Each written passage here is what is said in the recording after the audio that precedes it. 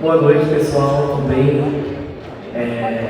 Meu nome é Thiago, sou o criador do Afronerd e hoje eu vim bater um papo com vocês e com esses artistas maravilhosos a respeito de quadrinhos, de HQs, de fantasia e aventura.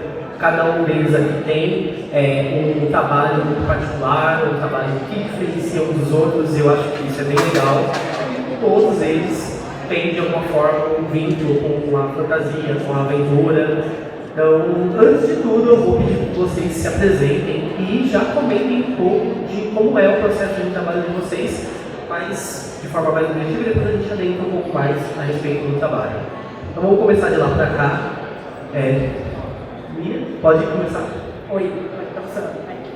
Boa noite, pessoal, tudo bom? Boa noite. Me chamo Mia, sou quadrinista, sou ilustradora, estou aqui na mesa 94, inclusive depois aqui vocês podem dar uma passeadinha lá. E eu tenho um quadrinho chamado Queer, que é um quadrinho de aventura espacial LGBT. Basicamente, a minha história é de um personagem principal que é um pacato cidadão soviético, até que coisas acontecem e ele vira um pirata espacial.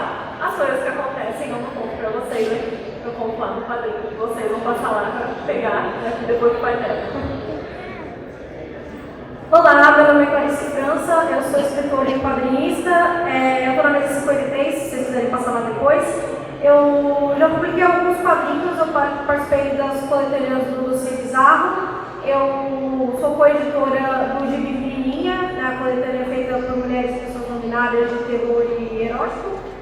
Eu também estou com a Isadora Lima fazendo Crônica de Mirabelle, que é uma série antológica de fantasia e aventura com uma pegada de mistério. E eu recentemente também publiquei uma releitura de Carmila nos Tempos Atuais. Muita coisa. Cris. Olá, boa noite a todas as pessoas aqui presentes. Meu nome é Cris Gonzatti. Eu sou, na verdade, pesquisador de questões de gênero, sexualidade, cultura pop. E aí, em 2022, eu defendi minha tese de doutorado, na qual eu pesquisei a perseguição que a extrema-direita faz, de representações com diversidade na cultura pop. E aí, depois de finalizar o doutorado, eu resolvi me aventurar na escrita de ficção. E aí, eu criei o Boy Magia, Estou aqui na PopCon com a primeira edição do Boy Magia, que é o Boy Magia contra o Monstro do Armário, que é um super-herói LGBT+, que rebola a raba para enfrentar o fascismo. No universo do Boy Magia, a presidenta do Brasil é Erika Hilton, e aí, em decorrência do Boy Magia apoiar a Erika Hilton, ele se torna inimigo do Coronel Ostra, que é o ex-presidente do Brasil, que quer instaurar uma ditadura no país. E aí, então, o Boy Magia usa os poderes dele, do cristal da deusa Iris, que ele consegue ativar escutando música pop, para enfrentar o monstro do armário, que é o monstro criado pelo Coronel Ostra. Então, é uma história que tem muitos de elementos que eu encontrei na pesquisa, nos anos pesquisando teoria queer, de gênero e sexualidade. Então tem ali elementos camp, da performatividade queer, da questão do contexto brasileiro em relação à perseguição da diversidade. Então eu devo fazer essa articulação entre academia e ficção, entre teoria e ficção. Osiris. Oi, eu sou o Osiris, eu sou ilustrador desde que eu me conheço por gente e estou trabalhando com quadrinhos, vai fazer uns 10 anos como freelance para publicações independentes aí nos Estados Unidos, na Austrália, então, mas sempre publicação independente bem pequena que o pessoal está se contratando. Aí, como eu fui pegando ritmo para poder desenhar essa quadrinho que dá um trabalho pra caramba, eu resolvi trazer a um universo que eu já tinha pensado há muito tempo, que eu gosto de desenhar fantasia. Eu fui desenvolvendo essa história, que chama Century One, porque só que eu não queria posicionar a fantasia da idade média, porque eu acho que está um pouco saturado essa parte de fantasia. Não que eu não gosto, eu amo, mas eu vou tentar localizar em outro período do tempo, então eu tenho que mimetiza a idade do ferro, antiguidade, pré-história. Então aí a gente tem vários capítulos que vão pegando partes diferentes desse mundo. Então, a princípio, a gente tem ali o primeiro capítulo, que é o Valete de Cobras, que é um lugar que mimetiza a África. depois tem outro capítulo que pesquisa ali o norte da Europa, onde tem vikings, então a gente depois tem China, Japão, samurais, e cada capítulo vai estar contando um pedaço da história dessa parte do mundo, e aqui no Brasil vai ter os donos da terra mesmo, né, que são os vikings, né? Então, porque eu imaginei como se fosse antes das grandes navegações, então realmente os negros moram no continente que é o da África, aqui seriam os vermelhos, amarelos lá no Extremo Oriente, tem uma parte dos árabes, etc. E aí vai estar desenvolvendo a história de reis, rainhas, princesas em cada um desses lugares, e no final vai estar tudo meio conectado. Basicamente é sobre isso a história, e aí tem magia, tem mitologia de cada um desses povos, tem envolvido ali. É isso. É um universo bem vasto, né? A primeira pergunta eu vou fazer para vocês é, enfim, vocês podem pensar, acho que cada um vai trazer referências diferentes, mas como foi que vocês começaram, o que inspirou vocês a querer escrever histórias que envolvessem aventura e fantasia? Acredito que a perspectiva de cada história vai trazer uma resposta muito singular, que pode ser bastante proveitosa. Então, começar pela mesma ordem, você pode me dizer como foi para você, que inspiração te levou a criar essa história, essa aventura espacial, com fantasia? Bom, gente, eu vou confessar para vocês que quando eu comecei a pensar esse quadrinho, era só para ser um quadrinho erótico, assim, tipo, tranquilíssimo, só que eu jogo RPG. Então, tudo que eu encosto vira uma aventura, vira um negócio megalomaníaco, eu preciso de vários capítulos para criar uma aventura épica, etc e tal. Então, são personagens que eu tenho já há muitos anos, inclusive é até engraçado, porque o personagem principal eu criei originalmente para um concurso de RPG, que você, tipo, o mestre dava uma aventura e você tinha que fazer uma ilustração, tipo, o que o personagem ia fazer. E daí a pessoa que estava organizando o concurso, ela desistiu do concurso. E eu tinha um personagem, o que eu vou fazer com esse personagem? Vou criar um namorado pra ele. Ah tá, aí você começa ainda, você começa e vai criando a história. E daí, na verdade, eu deixei essa história em stand-by por muitos anos. Comecei a faculdade, trabalhar, etc e tal. E daí aconteceu 2020, todo mundo sabe, não sei, 2020. E daí eu tava tipo, o que eu tenho a perder? Por que eu não colocar isso no produto que eu gosto, que é quadrinho? E daí eu fui, né? Comecei a fazer cursos na área de quadrinhos e comecei a desenvolver essa história. Eu tive a honra de poder estar em grandes eventos do país para lançar o quadrinho. Eu tenho 2 capítulos lançados, os 2 foram lançados em CCXP, então eu tive a honra de ter já esse espaço. Eu ganhei esse espaço porque por muitos anos eu trabalhei com produção de conteúdo na internet relacionada a desenho, relacionada à ilustração. Então, quando eu entrei nos quadrinhos, eu já tive esse espaço e foi muito bacana. Mas basicamente é isso, gente. Eu jogo RPG, você não sei. Eu tenho esse problema também de jogar RPG. Eu acho que pra mim foi muito mais. Eu comecei a escrever as coisas que eu gostava de fazer. E eu comecei a escrever baseado. Porque assim, eu gostava de ler muita fantasia, só que a fantasia tem esse problema de, pelo menos quando eu era adolescente, ser muito focado no homem branco de sempre, e aí ele ficava me sentindo apresentado, e eu comecei a fazer eu mesma sem nem direito entender o que era representatividade, até que, enfim, depois eu entrei em blogs nerds e passei a ter mais noção do que eu estava fazendo. Mas foi muito mais uma coisa de escrever o que eu gostaria de ler, ou o que eu li, mas que eu queria melhorar de certa forma, se posso falar desse jeito. Eu também acabei indo em muitas CXP, FIC, a PocCon mesmo, e consegui trazer meus trabalhos, mas foi mais ou menos nessa pegada, assim. Eu acho que vem de 2 lugares. Em primeiro lugar, é o lugar da invisibilidade, né, gay, que acompanhou a infância e a adolescência de muitas pessoas que cresceram na década de 90, no início dos anos 2000 ainda, em que as representações que a gente tinha eram sempre fazendo chacota, né, principalmente no contexto hegemônico, ou com destino trágico.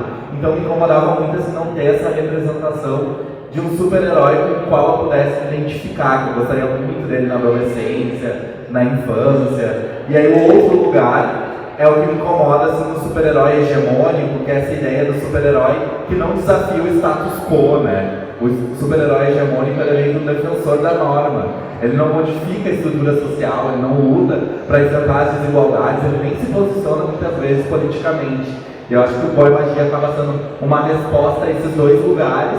E para além disso, o meu interesse, depois de anos escrevendo de maneira chata, no doutorado, no mestrado, muito artigo científico, exercitar também a escrita criativa, né? Poder ter uma escrita mais gostosa, mais divertida, mais fluida, que trouxesse outros elementos para além do texto acadêmico, né?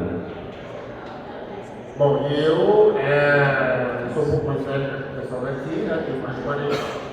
E assim, então eu fui criado nos anos 80 como criança, então assim, eu sou a base de Mestres do Universo, Thundercats, e isso é Caverna do Dragão, e jogava RPG também, então assim, era isso que eu queria, era isso que eu adorava, essa fantasia, muito mais que super-heróis, tipo, eu sempre tive fascinação por magia, colocou qualquer história, colocou magia, eu já ficava, uau, eu gosto disso e tal. E aí a ideia eu queria assim, cada lugar que vai estar representado ali, que é um capítulo, que é um lugar diferente, que não, aqueles personagens que estão ali naquele universo, é uma coisa quase baseado no que eu peguei quando lançou, você deve ter pego reedição de Street Fighter, porque tinha isso, você select your player, e cada um era de um lugar do planeta, cada um tinha características específicas daquele lugar, e aí eu falei assim, meu, é isso que eu acho legal, porque um não é melhor que o outro, um não é o vilão do outro, eles só são diferentes, e você vai escolher qual que você se identifica mais. Ah, eu gosto do brasileiro, do branco, eu gosto do japonês, eu gosto da Chun-Li, etc. Então. Só que essa era a minha ideia. Então as histórias elas vão estar correndo em paralelo, e se você ler o capítulo, eu gostei do capítulo que está falando do Brasil. Ok, vai ter começo, meio e fim. Eu quero ler o do Japão. A ideia é que lá na frente, inclusive, quando eu tiver essas outras representações, por exemplo, o Império Chinês, ali que mimetiza, se eu conseguir trazer uma pessoa com ascendência oriental é muito mais interessante, se eu conseguir capítulo sobre Talinara com ascendência árabe também é mais interessante, para trazer mais essa vivência muito mais melhor. E é essa que é a minha ideia. Não, perfeito. Como pensei, como eu imaginei, né, todos os trabalhos eles têm suas originalidades. E agora falando um pouco sobre construção de universo, falar um pouco também sobre construção de personagens. Meio que vocês já falaram um pouquinho sobre isso, mas eu gostaria que vocês aprofundassem um pouco, porque a gente sabe que em todas as plataformas a representatividade sempre foi algo muito complicado de ver personagens, sejam com etnias diferentes, raças diferentes, corpos diferentes. Então, na hora de vocês construírem as histórias de vocês como essa, obviamente tem uma preocupação diferenciada quanto a isso, e como é esse processo para vocês? É uma coisa que vocês se inspiram nas ausências que vocês sentiram, ou é um processo que vocês também tentam representar coisas, ausências de outras pessoas também? Essa preocupação existe?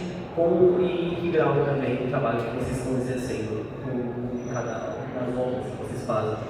Eu agora vou levar vocês.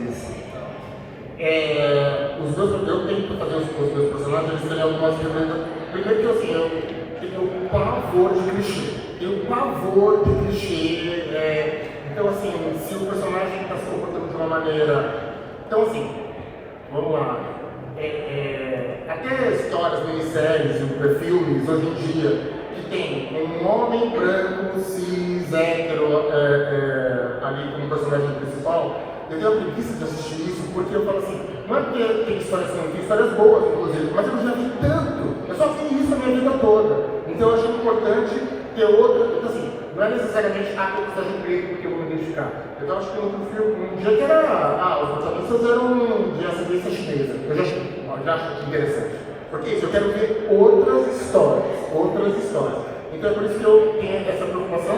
E aí, para desenvolver os personagens, justamente, eu vou ter do primeiro arco que já está escrito, eu partilho algumas coisas pessoais e histórias que alguém me contou que eu achei interessante. Eu falei, isso aqui não plot, isso aqui não plot. E aí foi misturando tudo, nada ali é inédito, criado cruzando na minha cabeça. É alguma coisa misturando com a outra, não sei o que, e aí acaba misturando para dar um personagem mais consistente, porque eu acho que criar tudo na minha cabeça, eles vão acabar sendo um pouco repetitivos, né, por causa disso. Então, é esse elemento que tudo que eu ouço, então, ser mais velho ajuda nesse sentido, tem muita história de ter ouvido muita gente.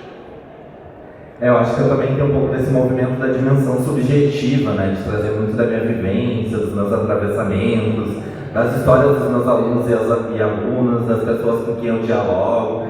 E uma das coisas que eu tento sempre fazer é exercitar a pesquisa, né, fazer uma pesquisa, para a partir dessa pesquisa construir os personagens e o plot da trama. Por exemplo, em Boy Magia Evangélico, que é a sequência de Boy Magia contra o Monstro do Armário, que ainda não foi lançado, vai ser lançado só em novembro, o tema central, né, dentro desse universo de fantasia, aventura, magia, é o fundamentalismo religioso, né? O inimigo do Boy Magia é o Edir Macedo, e não mais o Coronel Ostra. E aí, para pensar as histórias de fundamentalismo religioso, eu coletei relatos, né, de pessoas LGBTQIA+, que já sofreram em decorrência do fundamentalismo religioso aqui no contexto brasileiro. E aí eu recebi assim, uma série de relatos, mais de 400 relatos, alguns textos muito tocantes, assim, que retratam muito da violência, né, que envolve esse fundamentalismo religioso. E isso aí, para além de um artigo científico aí, né, que poderia ser feito para tentar entender essas lógicas do fundamentalismo religioso, se torna então um material para pensar a ficção. Eu gosto muito de ver a ficção, né, e inclusive a fantasia, a aventura, que são elementos que a gente consegue trazer os anseios da sociedade de uma maneira mais simbólica, né, de uma maneira mais metafórica, se tornam formas de representar essas dores, de fazer a ficção dialogar com a teoria, né, com elementos do cotidiano, com elementos da nossa vida social, cultural.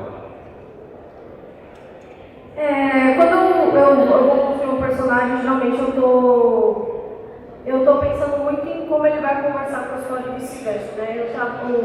O meu trabalho formal é fazer um world building para coisa de RPG, então eu estou muito acostumada a amarrar o world building temática com o personagem. Tipo, se essa história é uma história de aventura que vai falar sobre passar por várias dificuldades, não faz sentido o seu personagem já ser muito bom em absolutamente tudo desde o começo. É mais ou menos isso que o shonen de anime e mangá acaba fazendo, por isso que a gente tem esse padrão que acaba se repetindo. Eu comecei fazendo personagens mulheres bissexuais da minha vida, porque, enfim, eu sou, então eu queria me ver representada. Mas à medida que eu comecei a escrever para o blog Feminista Nerd que eu tinha, antes era Bola Sem Decote, depois virou Nébula, e... Obrigada! Ele não existe mais, infelizmente, mas ele existiu por muitos anos. E aí eu comecei a também olhar outras minorias das quais eu não fazia parte, e entender, tipo, por que eu não vou incluir elas também na minha história se eu exijo que todas as pessoas façam isso? Quando eu e a Isadora fizemos o Crônica de Mirabella, a gente tem 4 personagens principais, a gente falou, tá, nenhum deles vai ser branco e hétero, assim, todos eles são bissexuais, né, de qualquer forma, mas nenhum deles vai ser branco também, e a gente decidiu também, vamos botar então 2 cis e 2 trans, porque geralmente as pessoas falam, vamos botar, sei lá, metade cis e a outra metade dividindo em todas as letras queer, o que honestamente não faz muito sentido, você tá tentando balancear a coisa. Então eu acabo pensando por esse lado e também depois, mais recentemente, quando eu fui entender que eu não era uma pessoa branca, eu era uma mulher marrom, eu também comecei a trazer isso nas minhas histórias. Então a minha história mais recente é de um garoto marrom em São Paulo. Então é uma mistura de o que eu já cobrei de outros espaços com o que eu gostaria de ver, porque é isso, a história do que a gente, o mesmo tipo de narrativa a gente já viu 1 milhão de vezes. E eu acho que tem suas formas de até usar o clichê e converter, né? Eu acho que o BBN acaba fazendo isso. A série da Netflix, assistam um pouco mais, é pesado, mas é muito bom ao mesmo tempo.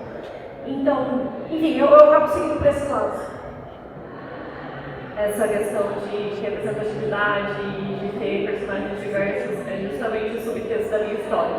Porque, a minha história é sobre piratas espaciais dando tirinho de laser no espaço, sim. Só que ela é o tempo todo sobre um personagem que ele está sendo tirado de um contexto anos 50, Rússia, o mais conservador possível. E desde o capítulo 1 ele começa a ter essas situações que ele começa a perceber que tem alguma coisa de errado com esse padrão branco, cis, hétero. No capítulo 1, ele trabalha dentro do governo russo e daí começa a surgir uma história de que tem um traidor, não sei o quê, e todo mundo começa a ir atrás do colega justamente que é o colega mais afeminado. E daí ele já começa a questionar as coisas ali, o que eu estou fazendo aqui. Por que tem que ser esse cara? Por que esse cara é traidor? E daí coisas acontecem, ele vai para o espaço, e daí ele sai desse contexto extremamente conservador, com a Rússia dos anos 50, e ele cai num lugar que basicamente nada do que ele conhece por padrão faz sentido, sabe? São alienígenas, sabe? Não existe noções de gênero e de sexualidade igual a gente tem na Terra. E frequentemente ele vai tendo esses conflitos. A primeira coisa que ele acontece é que ele é resgatado por uma trupe de piratas e então uma mulher. Você é uma mulher, mas você é o capitão, sabe? Tipo, e a mulher, tipo, de onde você veio? Da Terra. De onde?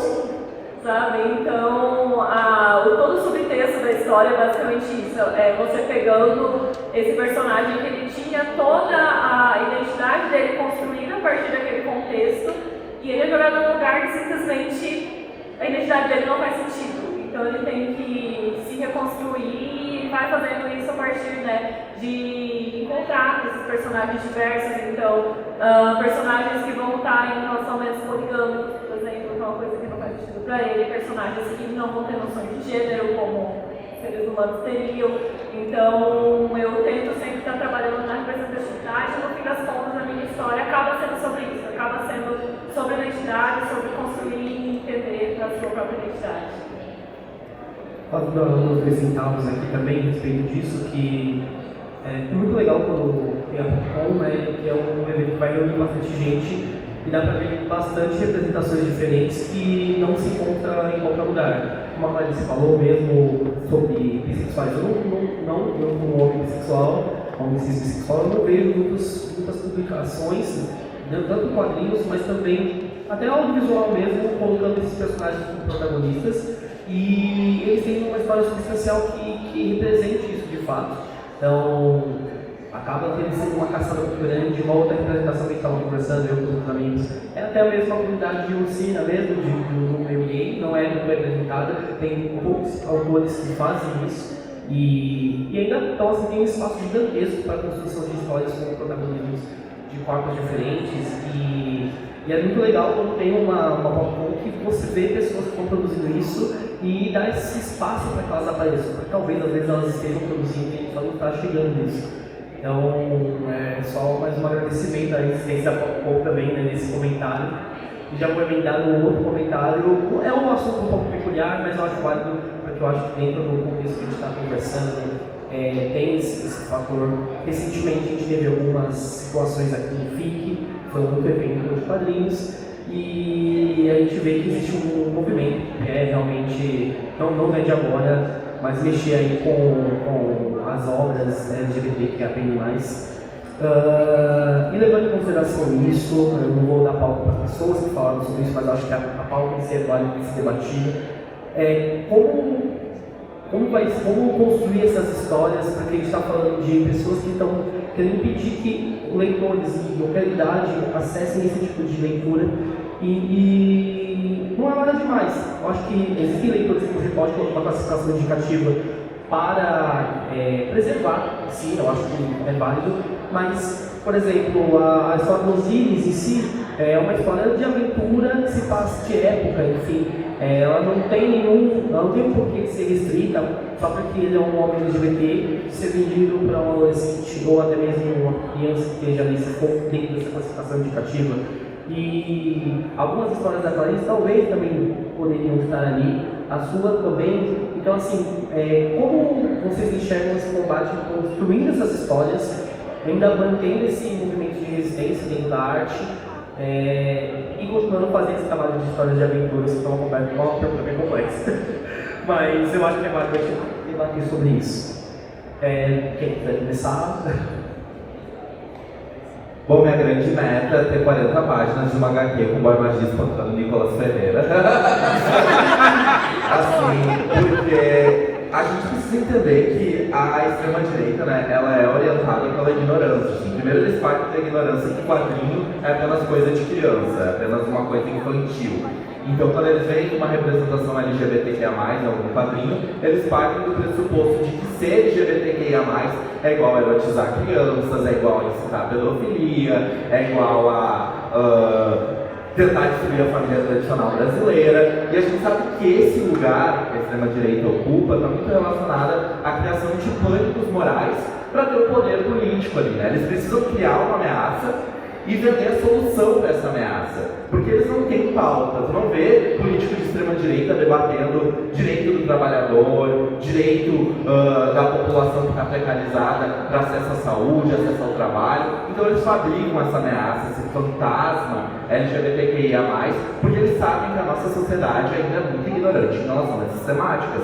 No Brasil, no momento que tu é socializado, tu se torna uma pessoa racista, machista, LGBTfóbica. Tu só deixa de ser esses marcadores conforme tu vai acessando algum outro saber, exercendo alteridade. Então eu acho que a gente tem que ter um movimento muito contundente de eleger pessoas que vão fazer frente em relação a essas ignorâncias, em relação a esses ataques, e entender que a gente está em um contexto muito perigoso e ameaçador, porque a gente tem um Congresso extremamente conservador, extremamente fundamentalista religioso e que se apresenta para o futuro como o mais fundamentalista ainda. Então a gente não pode achar assim, porque o Lula foi eleito, a gente venceu alguma batalha. Não, uma batalha não está vencida, é uma guerra e eles querem cada vez mais assim, aniquilar as nossas existências. Então eu acho que fazer frente a partir da ficção dessas ignorâncias, construir histórias que desafiam essas lógicas, é um movimento que a gente pode fazer e atuar coletivamente para isso, né? Entender que nós somos um corpo coletivo, né? Todos os quadrinistas,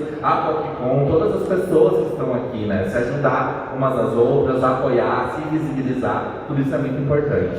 Ai, militei, desculpa.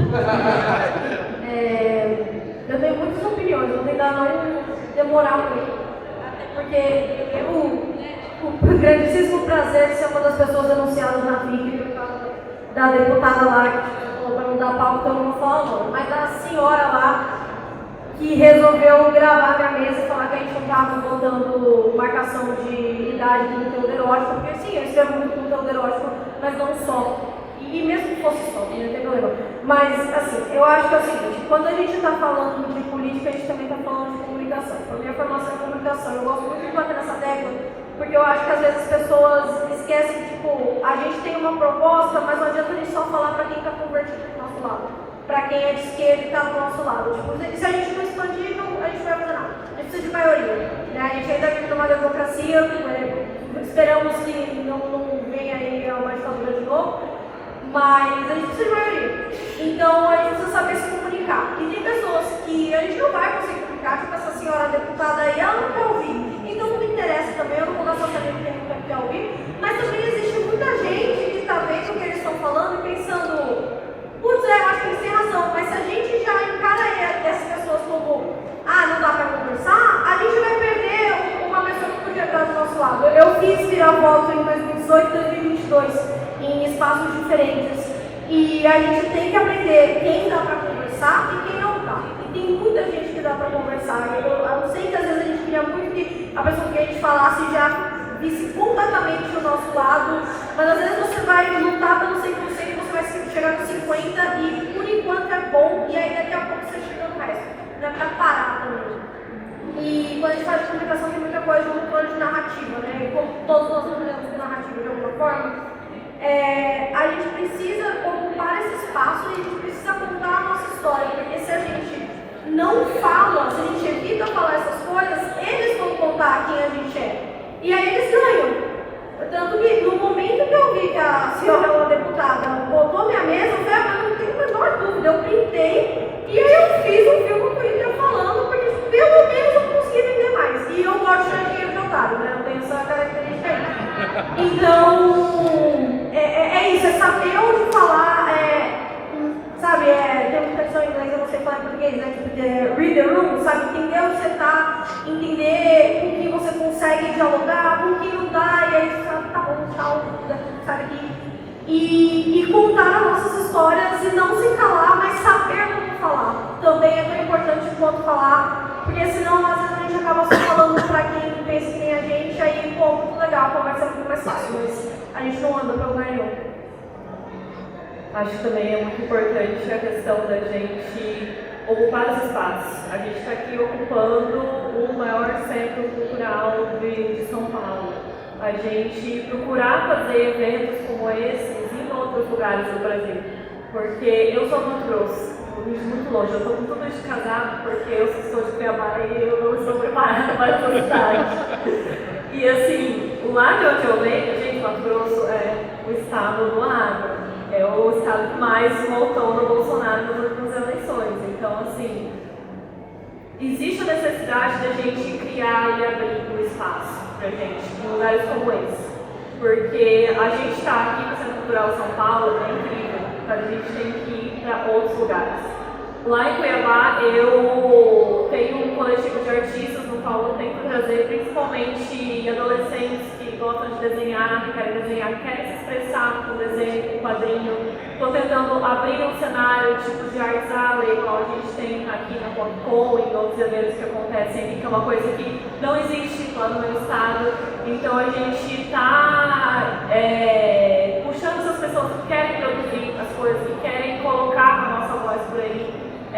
Criar eventos, criar espaços. E outra coisa também muito importante que eu percebi nessa história da FIC e que eu vi pouca gente discutindo é que toda essa história, além de ter sido encabeçada por essa pessoa, passou muito pelos conselhos tutelares lá de Minas Gerais.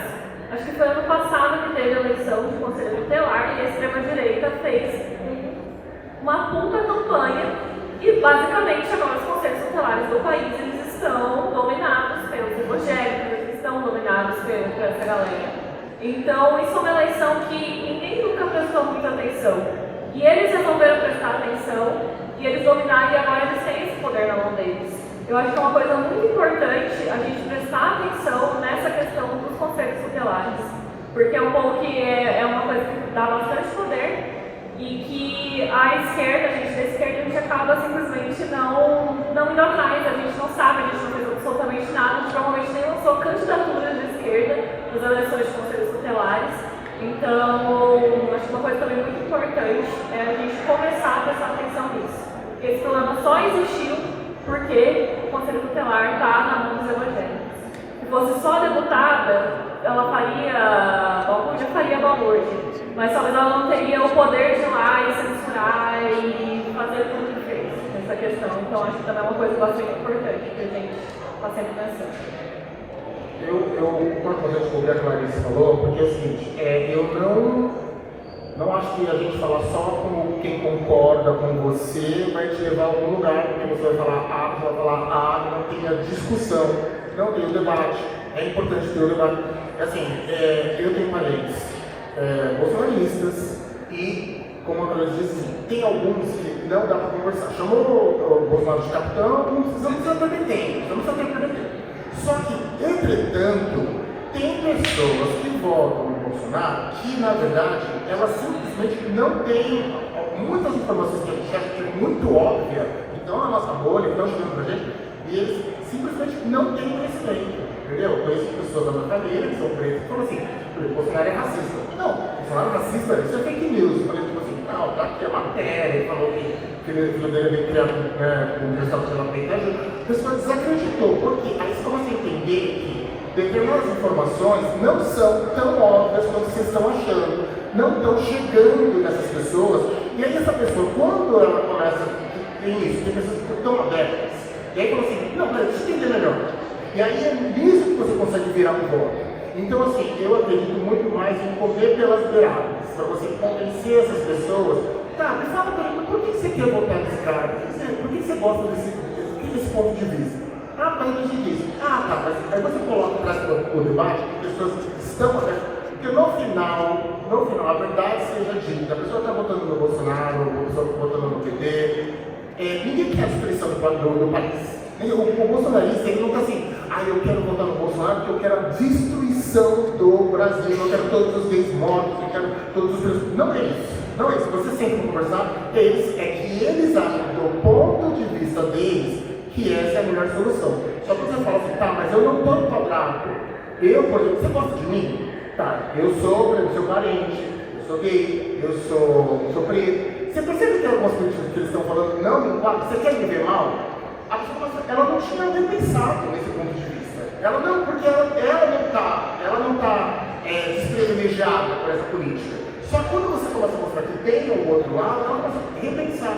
Então, por isso que eu acho que tem que sentar e conversar. Então, assim, tive vários amigos durante a eleição do Lula que ficavam lá na internet assim: tá vendo essa merda que tá? A culpa é sua porque você votou. Gente, inclusive, estava arrependida do voto. Tem pessoas que conheço que votaram, falando assim: aí eu votei em Bolsonaro e me arrependi no instante seguinte. Essa pessoa, você sente e fala assim: vamos lá repensar seu voto? Agora, ficar repetindo para essas pessoas, a culpa é sua, você é um idiota, o que a gente está fazendo, o que está passando aqui agora, é culpa sua, isso não vira voto para o nosso lado. Você afasta a pessoa, empurra ela para o outro lado. Então, os números são: 1/3 você vai votar no Lula, 1/3 você vai votar no Bolsonaro. Esse 1/3 do meio tem que ser conversado, e é conversar de boa, do outro lado, sem chamar de burro, sem chamar de idiota. Então, assim, vamos conversar, vamos tentar entender, é isso, entendeu? Porque ficar falando, principalmente um argumento que a esquerda tem, que é: a gente é o limpinho, a gente é o bonzinho, e nós somos os perfeitos, não é bem assim, não é bem por aí. Tem muita gente que põe o pé no chão, Lula, aliás, quem tiver, desculpa quem tem político de estimação aí, mas todo político tem seus próprios interesses. Então, tem melhores e piores, tem muito piores, né? Não preciso citar o nome de alguns, por exemplo, o deputado que vai fazer esse tipo de palhaçada, mas eles estão a fim dos próprios interesses. Então, vamos sentar e conversar de boa, que é o único jeito de virar voto, de fazer a gente mostrando um ponto de vista que a pessoa ela nem considerou ali. Entendeu? É sobre isso. Posso adicionar só uma coisinha que o Zé falou? É que eu concordo muito com você quando você fala isso, que a esquerda se acha muito superior em vários aspectos, né? Nós somos os defensores da justiça social, paladinos, a gente não erra. A gente é perfeito, e se você não está vendo, então você é burro. Como que você acha que você vai convencer alguém de alguma coisa e você fala que você é burro, sabe? Então, eu entendo que nem todo mundo tem essa paciência de dialogar, tipo, quando você está falando de um movimento político, você tem pessoas, cada uma na sua área, né, no que sabe fazer melhor. Então, se você não tem paciência para dialogar, não fala, porque às vezes não atrapalhar é ótimo. Então, eu só queria dizer isso, que é uma coisa que me incomoda muito, e eu vejo isso vindo com muita força, e eu entendo que quando você fica calado muito tempo na sua vida, quando a sua voz vem, ela é muito forte.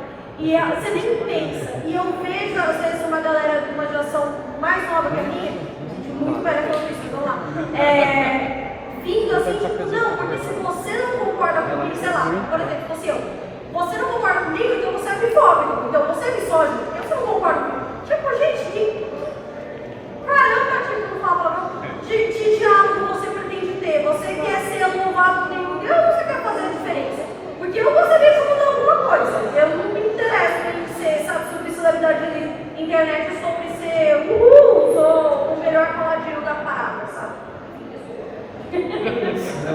É um assunto que realmente era delicado, mas está diretamente relacionado às pautas no final.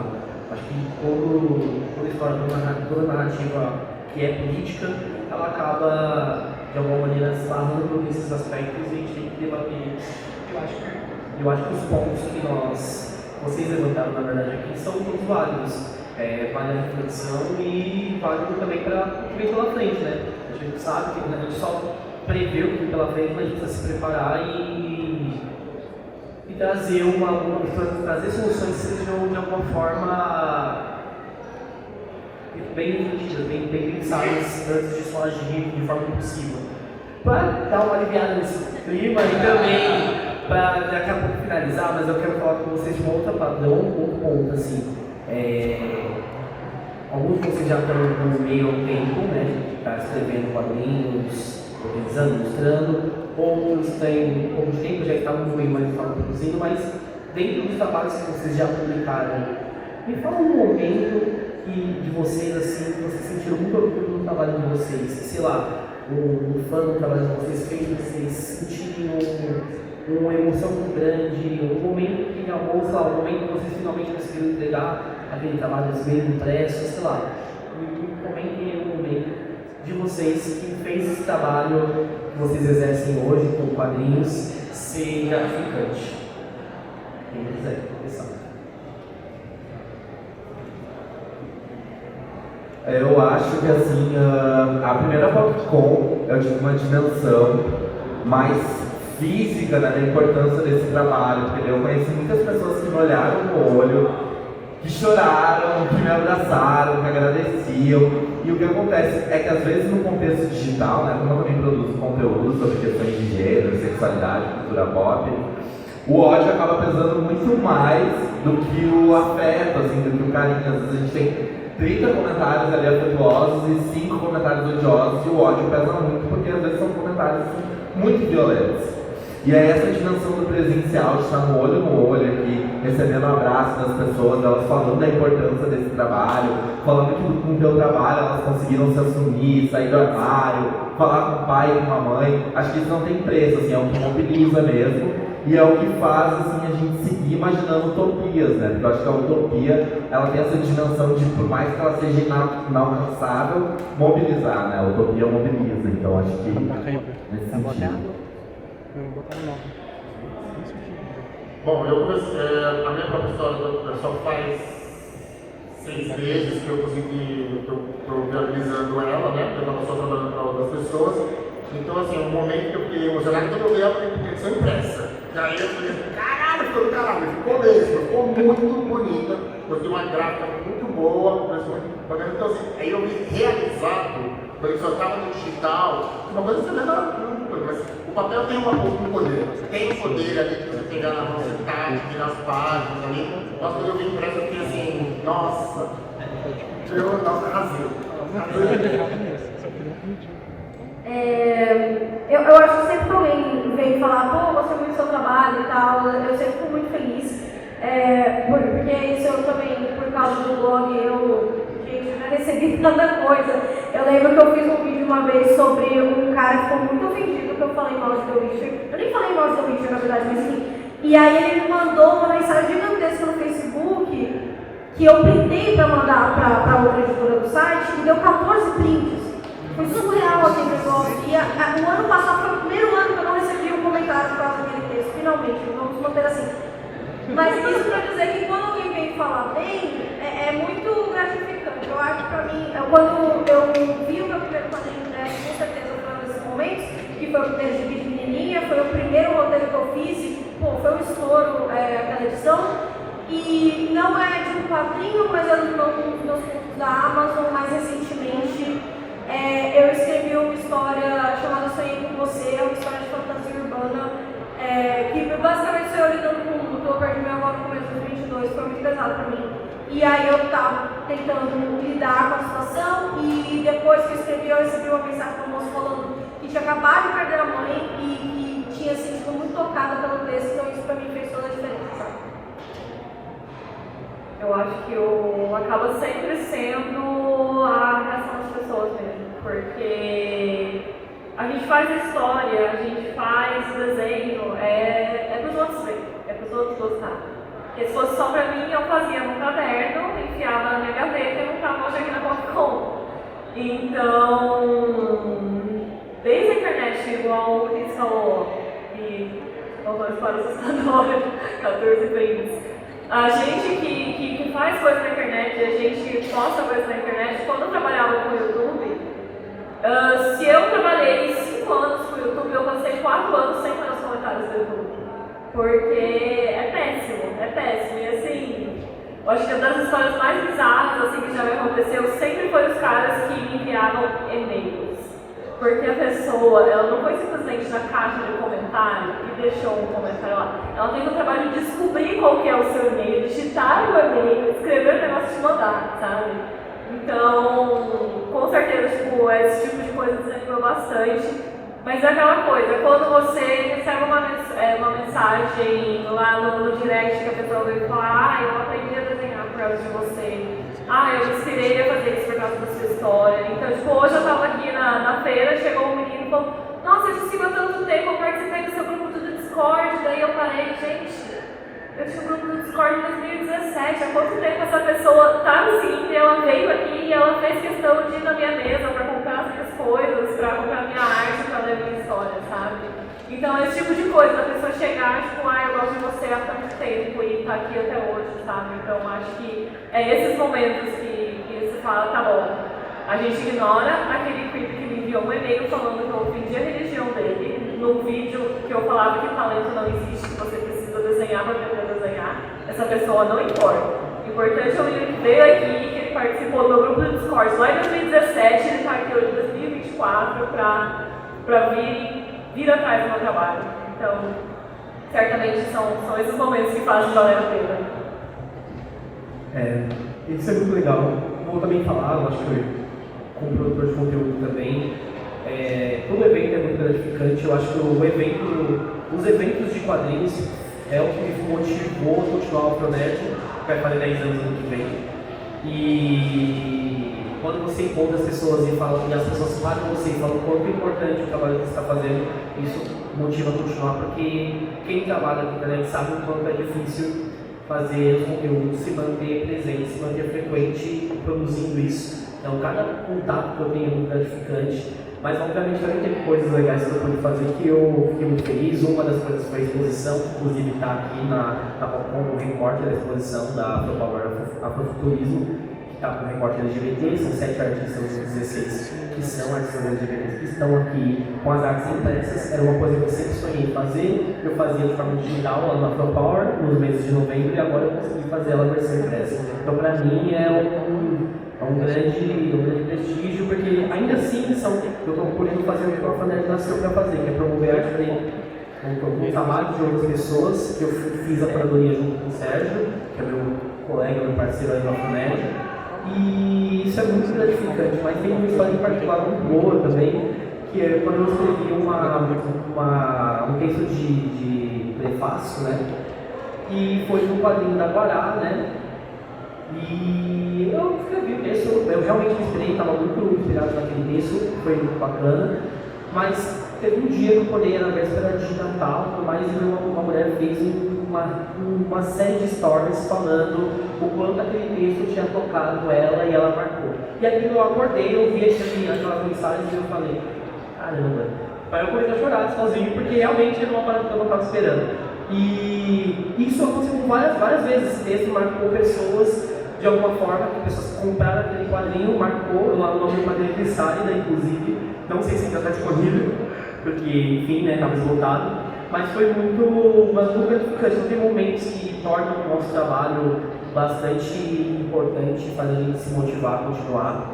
Eu acho que é isso, agora vou fechar também. Agora eu só quero que vocês, antes de a gente fechar, se despeçam e falem brevemente o que nós podemos esperar aí do futuro dos quadrinhos de vocês, o que vem de lançamento, de uma forma objetiva, porque a gente tem pouquíssimo tempo. Vou começar aqui. O Centro então está dividido em 16 capítulos, que são os 4 naipes do baralho. Então está saindo agora, quem quiser acompanhar pela internet, está no Instagram Valete de Copas, capítulo seguinte é Rainha de Copas, Rei de Copas, As de Copas, e depois a gente vai para espadas, paus e etc. Então tá lá, já está no Instagram, e assim que tiver as páginas prontas, espero que até o final desse ano, o primeiro ano pronto para poder imprimir. Quem sabe já no ano que vem já trago já a próxima edição pronta. É isso que vem aí assim. Em novembro sai então Boy Magia Eva Angélico, né? Sequência de Boy Magia contra o Monstro do Armário. Vai tocar em temas que são bem sensíveis assim, na comunidade política brasileira, no caldo cultural brasileiro. Então, se vocês me verem por aí sendo atacado por algum político de extrema direita, ou Bolsonaro publicando alguma coisa, talvez o quadrinho se torne muito famoso, né? Então é isso, gente, que vem por aí. Gente, eu tô aqui na Popcorn na mesa 53. Eu sei que tá acabando o evento agora, mas se vocês vierem amanhã, tem uma passada lá. Eu tô em todas as vezes como Clarice com C, tudo mesmo. Eu vou lançar 2 catarses nesse ano ainda, então vai ser o segundo volume de Crônica de Mirabella, que a gente vai fazer sobre fadas. O primeiro foi sobre vampiros. E também a gente vai fazer um outro catarse do Gibi de Menininha, vai ser a 4ª coletânea, que são de vampiros e lobisomens. Então, se vocês acompanharem a gente nas redes sociais, vocês vão ver, porque eu não vou parar de falar sobre isso, então vocês vão ver, com certeza. Bom, gente, eu tô ali na mesa 94 com o capítulo 1 e 2 do meu quadrinho já tá impresso. E agora, provavelmente esse mês de junho aí, mês do orgulho, eu vou começar a fazer a postagem dele em formato de webcomic. Como a vida do quadrinista independente, principalmente o quadrinista independente que tem que pagar passagem de avião e hotel para vir para os eventos, não é fácil, eu não vou esperar o próximo grande evento para começar a lançar os próximos capítulos. Então vou começar a fazer esse lançamento em formato de webcomic, já para prosseguir aí por capítulo 3, 4 e... Eu tenho muitas ideias de quadrinho e eu preciso terminar as que eu estou fazendo para poder fazer as próximas, então acompanhe que vai começar a sair com mais frequência aí o Orgulho. Então é isso, pessoal. Pra mim, eu falo pra vocês, sigam o Afronerd, @Afronerd Underline, vocês vão ver bastante resenhas, conteúdo de quadrinhos, falando com outras pessoas maravilhosas e vários outros quadrinhos que estão na feira. Acompanhe a cobertura e continue aí com a Popcom, amanhã tem mais. Eu agradeço o convite da Popcom para essa mediação e viva os quadrinhos nacionais.